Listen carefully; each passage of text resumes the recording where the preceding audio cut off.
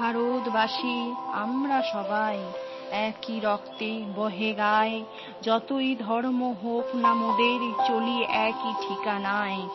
সুখে দুঃখে বন্ধু মোরা সবাই সবাই সাথে, আমরা সবাই ভারতবাসী, আমরা সবাই এক। সত্যি আমরা কি সবাই এক?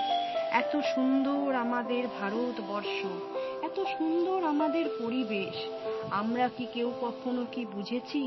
কেউ কখনো কি অনুভব করতে পেরেছি?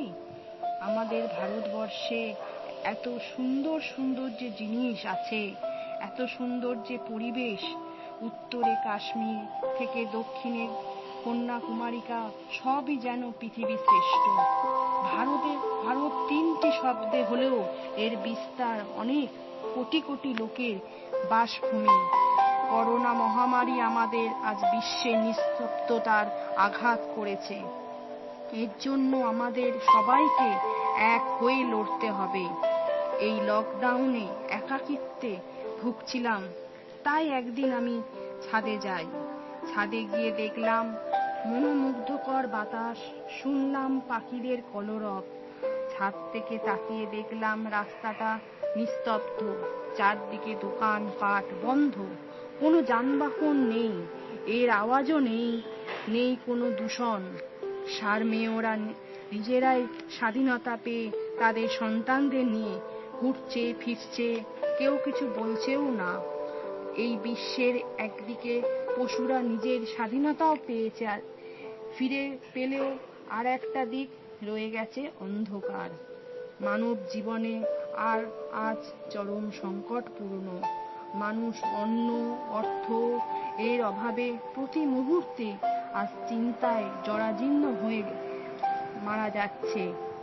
মানুষ কাজ হারিয়েছে এই অর্থনৈতিক সংকট। প্রতি মুহূর্ত মানুষ আজ দরিদ্র শ্রেণীতে পরিণত হয়েছে। এই রকম চলতে থাকলে বিশ্বে মানব জাতি শেষ হয়ে যাবে। এই হচ্ছে আমাদের দেশ, আমাদের মহান নগরী আজ চরম সংকটপূর্ণ। যারা আমাদের জন্য জীবন দেয়, জীবন দান করে আমাদের সুস্থ করছে, সেই ডাক্তার নার্স স্বাস্থ্যকর্মী আজ নিজেরাই অসুস্থ।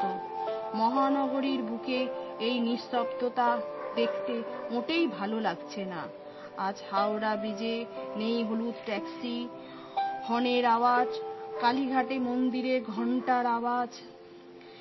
এই মানুষ আজ বাসে আজ এক্সপ্ল্যানেডে মানুষের বাসের ভিড় নেই, নেই মানুষের ভিড়।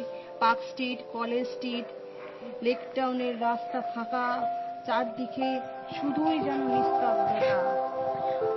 কফি হাউসে সেই আসে না কেউই, ফাঁকা, সামনে নেই কোনো ভিড়। আমরা সবাই চাই কলকাতা যেন আগের মতো হোক। বারে বারে আহ্বান জানাই, জাগো ভারত জাগো। লকডাউন মেনে চলুন সবাইকে আমার এই অনুরোধ, যেন সবাই